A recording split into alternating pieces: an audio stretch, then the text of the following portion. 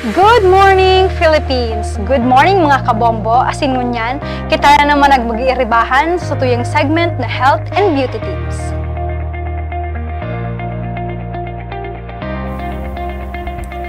Importansya kan pag-inom ni malilig na tubig. Ang tubig, ang saro sa mga primerong pangangaipuhan kan lambang nilang tanganing mabuhay. Sigun sa mga eksperto, ang sarong tao ang pwedeng mabuhay ng pirang simana ng mayong pagkakana. Alaga day maabot ng pirang aldaw kung mayong maning tubig. Araw kaya naka-importante ang papel kan tubig sa satuyang buhay. Alagad labi sa simpleng tubig, ang malinig na tubig ang tunay na dapat tawan importansya. Sa ibong kan pagiging likas na yaman kaini, day gabos sa igwang pantay na akses sa salbado asin malinig na inuming tubig. Ang malinig na tubig ang yaong mayong anuman na klase kan mikrobyo, kimikala o ati na pwedeng makaiba sa kalusugan kan tawo. Ini ang malinaw, mayong kulay o mayong parong asin nag-aagi sa tamang proseso kan pagsasala o pagpapakulo.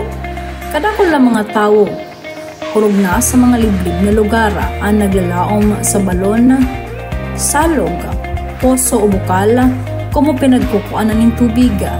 Sa kasamaang palad, day gabos kan mga ini ang pwedeng may konsiderara na salbado.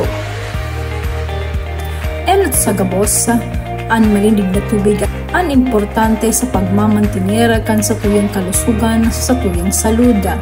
Ini ang nakakatabang tanganing mamantiner na marhay ang pagdaloy kan dugo, marhay na panunawa, asin matabangan ang mga parte kan sa tuyang salud, siring kan atay asin bato tanganing mailuwas ang mga toxins. Apwera digdi, ang bastante asin malilig na tubig ang nakakatabang sa pagpapakusog kan resistensya kan salud kontra sa mga helanga. Kung kulang ang pigiinom na tubig kan sarong tawo, pwede ining maka-eksperyensya ni dehydration. Sarong kamugtakang pwedeng magdaraan pangluluya, pagkahilo, labi na pagkapagala, asin sa matinding kaso, pwedeng bawian ng buhay. Sa kabaliktaran man, kung mag-inom kita ni maating tubig, pwede kitang magkahelang. Pero sa mga karaniwang waterborne diseases, iyon diarrhea, hepatitis A, typhoid, asin iba pa. Ang mga helang na ini ang bakusan ang nagdadara ng kasakitan sa salud, kundi nagyan rason man akan matinding problema sa pampublikong kalusugan urog na sa mga komunidad na kapo sa serbisyong medikal.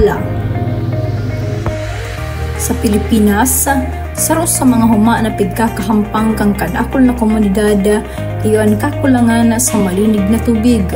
Sigun sa datos, gikan sa nagkaperang ahensya kang pangkalusugan, milyong-milyong mga Pilipino ang mayong direktang akses sa salbadong inom na tubig. Sa mga probinsya sing liblib na lugar, kadakol ng mga pamilya ang kaipuhang maglakaw ng pirang kilometro tanganing makakuan ng tubig na kadalasan bako pang malinig. Sa mga syudad man, mas kaigwang nga bulos ng tubig gikan sa gripo, igwang mga pagkakataon na ini-kontaminado man, urog na kung igwang nga raot ang mga tubo o mahilig sa linya kang tubig.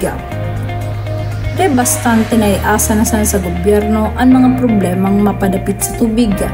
Kitang mga mamamayan, ang igwang papel man sa pag-ataman sa satuyang pinagkukuanan ng tubig.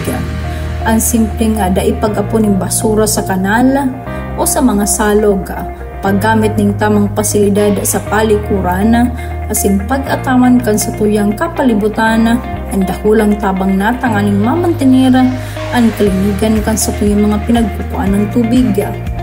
Importante man na tukduan ang mga tao urog na mga kaakian, mapadapit sa tamang paagi kan paglinig ng tubig, siring kan magpapakulo, pagsasala o paggamit ng chlorine tablet kung kinakaipuhan. Dapat manyatong suportaran ang mga inisyatibo para sa pagkakaigwa ng bastante na infrastruktura siring kan malinig na poso, water tanks, asin iba pang mga lugar na mayong access sa digdi.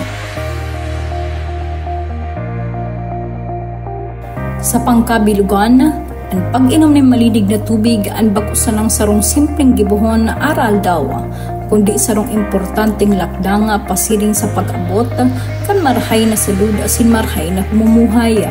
Sa lambang patakan malinig na tubig, nagkakaigo kita ng paglaom kan sarong aking makakalaog sa eskwelahan in mayong pigiindang helang. Kan sarong obrerong magiging mas produktibo asin kan sarong pamilyang makakalikay sa gastosong medikal. Alagad labi padigdi, ang tubig ang sarong salming kan sa tuyang pagkataong importansya sa buhay asin kapalibutan. Kung pinangangatamanan niya to ang sa tuyang pinagkukuanan ng tubig, igpapahiringtan ay kukitang malasakit, bako sana para sa tuyang sadiri kundi sa bilog na komunidad. Asin sa mga masunod na henerasyon, uli man sa isyu kan malidig na tubig, bako sana para sa presente, iniman na ulayang para sa futuro.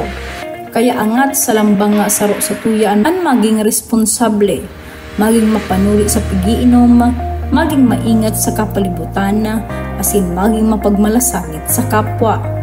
Uli man sa kinabang padagos na nagbabago, ang pagkakaigwa ng malidig na tubig ang pakusan ng garantisado. Ini ang dapat bantayan, ipaglapan, asin labi pa sa gabos, ipamana.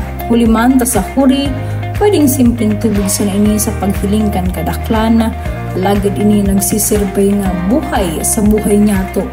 Dahil niya to paghalato ni mawara ini, antes paman, kawan importansya. Siring man ang pag-inom kan malinig na tubig ang sarong simpleng lakdang pasiring sa malusog asin salbadong pamumuhay. Ni man sarong primerong karapatan kan lambang tao. Alagad ini man an sarong responsibilidad na kaipuhan pangatamanan na. Sa panahong kadakol na tao nagkakahelang huli man sa kontaminadong tubig, mas nararapat niya tong tawaan importansya ang pagkakaigwa asin pag-inom ng salbadong tubig. Tandaan na, ang kalusugan, kayamanan, asin ang malinig na tubig ang saro sa mga susi, tanga na ining mamantinira. Sa lambang basong tubig na sa tuyang pigiinom, ay paglingawan na inig biyayang dapat ingatan, tawan importansya, asin ipaglaban para sa gabos.